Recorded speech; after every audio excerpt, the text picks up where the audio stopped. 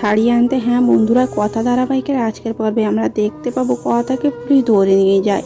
এদিকে প্লাটি বাড়িতে আসে এবং বাড়িতে এসে বলতে থাকে, তোরা কত আনন্দ করলি মা নন্দীর কিটা ভেসে, আচ্ছা খুব মজা হয়েছে না? আর আমাকে যে ভিডিওগুলো পাঠাবি বললি তা পাঠালি না কেন? এবং অঙ্কিতকে এসে বলে, অঙ্কিত আমি দেখেছি তুই আমাকে অনেকবার ফোন করেছিস, কিন্তু বিশ্বাস করে আমি ফোনটা রিসিভ করতে পারিনি। তখন অঙ্কিত প্লাটির উপর রেগে ওঠে এবং বলে, তুই কি একবারও ফোনটা রিসিভ করতে পারলি না?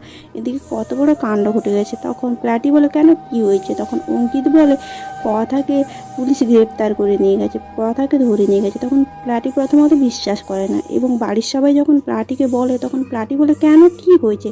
তখন অঙ্কিত এবং বাড়ির সবাই প্লাটিকে বলে, কথাকে মা নন্দীর কিট চুরি করার অভিযোগে পুলিশ গ্রেপ্তার করে নিয়ে গেছে।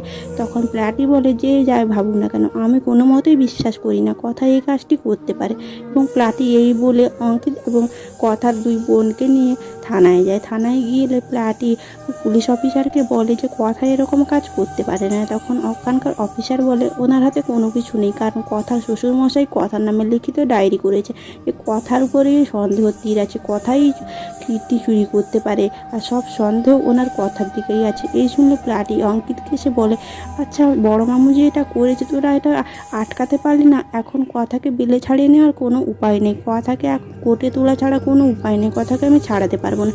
কে জুনি এবং ঋতু এসে কথাকে বলে, কথা তুই ভয় পাস না, প্লাটিরা এসছে, উনি তোকে কোনো মতোভাবেই শাস্তি পেতে দেবেন না, উনি নিশ্চয়ই তোকে ছাড়িয়ে নিয়ে যাবেন।